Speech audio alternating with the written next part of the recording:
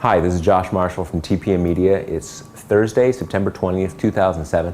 And for those of you who remember the 1994 GOP election blowout, you'll remember that an election debacle like that, a debacle in that case for the Democrats, can have echo effects 2, 4, even 6 years down the road. And we're starting to see that something like that may be starting to take shape for the Republicans in 2008.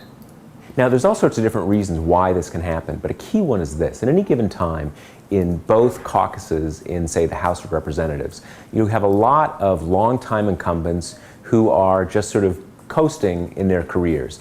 And when you have cases like that, a lot of these representatives are getting older, think they might want to do other things with their lives, and life in Congress in the minority is just a lot less fun than it is in the majority. So a lot of these people after a blowout like 1994, like 2006, decide, you know, it's just not as fun being here when we're in the minority and really can't do anything, so I'm going to retire, and then that frees up the power of incumbency to make a lot of those seats competitive where they never would have been before.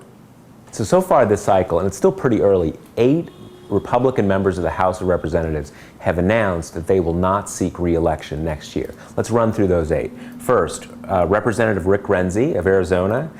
Second, Representative Duncan Hunter of California. Then Representative Denny Hastert, former Speaker from Illinois. Representative Ray LaHood from Illinois. Representative Jerry Weller from Illinois.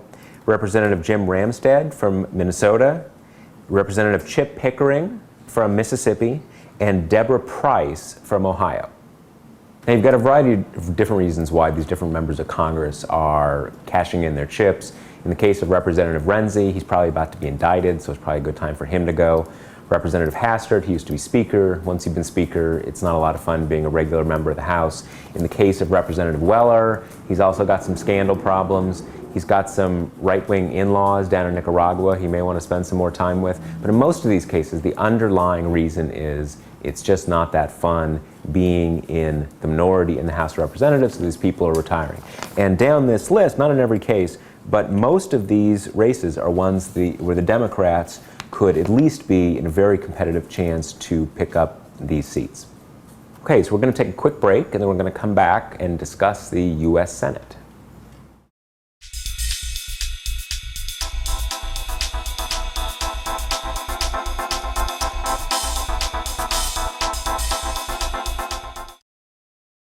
Okay, so we're back now to the U.S. Senate. So far, there have been 4 Republican retirements announced in the U.S. Senate. Let's run down the list. First, Wayne Allard of Colorado. Second, Chuck Hagel of Nebraska. Third, John Warner of Virginia. And fourth, Larry Craig of Idaho. Still a little unclear whether he's actually going to resign at the end of this month, but he's not going to run again in 2008. Now, of those 4, Larry Craig, Idaho is an extremely Republican state, so extremely strong odds Republicans will hold that seat. But in the other cases, in each of those 3 races, the Democrats actually have a pretty decent shot of picking up those seats. In the case of Virginia, actually a very good shot. And this is actually a good example of why retirements can be so key. If you look down this list, Wayne Allard out in Colorado, that's a state that's been trending blue. He probably would have had a pretty tough race in any case. But in the other 2 cases, in Senator Hagel in Nebraska and Senator Warner in Virginia, those are both cases, if those guys would have run again, they would have been reelected absolutely without a problem. Now that they're retiring, in both those cases, in Virginia, Democrats have a very strong candidate. They'll probably pick up that seat. And in Nebraska, even though it's a very Republican state, former Senator Bob Kerrey says he might run. And if he does, that one's also in contention for the Democrats too. So it's still 14 months from the November 2008 elections. And we always say a year is an eternity in politics, and it is. But if you watch retirements closely, you see that the terrain of the election is already getting decided. And it's looking like more and more of an uphill battle for the Republicans to regain their majorities that they lost in 2006, and even looking likely that the Democrats may be able to expand their majorities, maybe even substantially. I'm Josh Marshall from TPM Media, and we'll talk to you next week.